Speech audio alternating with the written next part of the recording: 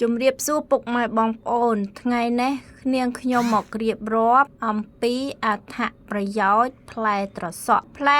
ក់មិនត្រឹមជាបន្លែដែលផ្ដល់ភាពស្រស់ស្រាយនិងមានរសជាតិឆ្ងាញ់នោះទេប៉ុន្តែវាក៏ផ្ដល់នូវអត្ថប្រយោជន៍យ៉ាងច្រើនលើសលប់ចំពោះសុខភាពនិងសម្រស់ផងដែរដល់ជាតិទឹកខ្ពស់ដល់រាងកាយផ្លែត្រសក់មានផ្ទុកជាតិទឹកសរុបរហូតដល់ទៅប្រហែល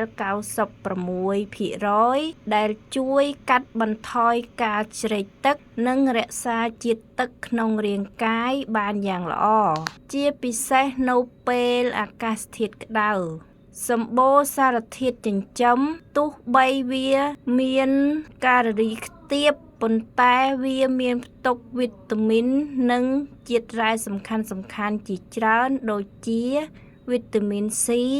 វីតាមីន K ម៉ូតាខ្យូមនិងម៉ាញ៉េខ្យូមជំនួយដល់ការសម្រកទម្ងន់ដោយសារតែវាមានកាឡូរីខ្ទាបបំផុតនិងមានជាតិទឹកខ្ពស់ត្រសក់ជាអាហារសម្រន់ដ៏ល្អឥតខ្ចោះសម្រាប់អ្នកដែលចង់គ្រប់គ្រងឬសម្រកទម្ងន់ដោយមិនបារម្ភពីរឿងលើសកាឡូរីសម្រួលដល់ប្រព័ន្ធរំលាយអាហារ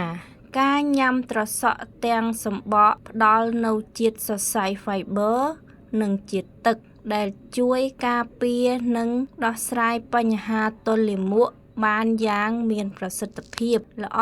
សម្រាប់សុខភាពស្បែកនិងភ្នែកការញ៉ាំឬយកចំណិតត្រសក់មកបិទនៅលើមុខអាចជួយផ្ដល់សំណើមកាត់បន្ថយការហើមភ្នែកបំបាត់រង្វង់ភ្នែកខ្មៅនិងធ្វើឲ្យស្បែកត្រជាក់ស្រឡះបន្ថយការរលាកដោយកម្ដៅថ្ងៃ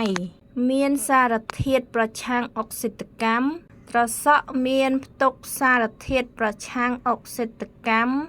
ដែលជួយការពារកោសិការាងកាយពីការខូចខាត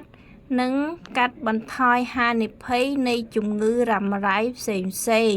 ដំបូលមានដើម្បីទទួលបានសារធាតុចិញ្ចឹមនិងជាតិសរសៃបានពេញលេញអ្នកគួរតែលាងត្រសក់ឲ្យបានស្អាតល្អរួចទទួលទានទាំងសម្បកប្រសិនបើអាចព្រោះវីតាមីននិងជាតិសរសៃភាគច្រើនមាននៅក្នុងសម្បករបស់វា